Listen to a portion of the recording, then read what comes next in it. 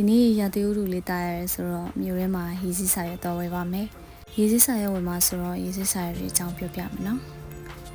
မပြောခင်ရင်ဘိုက်ဖြည့်လိုက်ပါအောင်မယ်ဒါတော့ပုဂလီစီလန်နဲ့တစ်ဖွင့်လိုက်တဲ့ဝင်ငါဆိုင်ရဲ့ဆိုင်ခွဲတစ်ဝင်ငါဆိုင်မှာစားပြီးတဲ့အခါမှာတော့ဝင်ကြီးများရုံနဲ့ဖလာဂျီယိုမှာ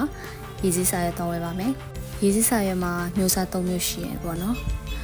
round, cold brush, hot brush ကျမကတော့ round နဲ့ရေးတာများပါတယ်။ဘာလို့ဆို landscape အရေးများတာဖြစ်တဲ့အတွက်ပါ။ဒီစိမ့်များစွာရှိရဲ့ရေးစည်းစာရွက်တွေတဲကမှ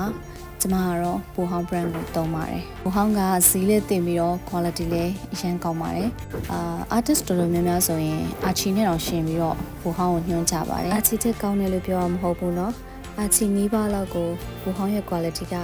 မိရဲလို့ပြောချင်တာပါ။ဘူဟောင်းထဲမှာ round ရော gold brush ရောနှစ်မျိုးလုံးရပါတယ်။ gold brush ကတော့ beginner သမားတွေအတွက် okay ပါတယ်။ wash နဲ့ layer နှစ်ခုစလုံးအတွက်ရေးထိန်းညှိရတာလွယ်လို့ပါ။ round ကတော့ကျမလို landscape သမားတွေအရေးများပါတယ်။တရားရပိုင်းတော့ cotton ဆိုတော့ရေးစုပ်မှုကားကောင်းတယ်။ wash လုပ်ရင်လည်းရေးစိမ့်နိုင်နေတယ်။ dry brush နဲ့တက်ချ effect လုပ်လို့အရန်ဆင်ပြေတယ်။ pigment ကောင်းပြီးအရောင်ထွက်လာတယ်။ beginner တွေကရေးစည်းစာရွက်အကောင်းသုံးချင်တဲ့လူတွေ try ကြည့်သင့်ပါတယ်။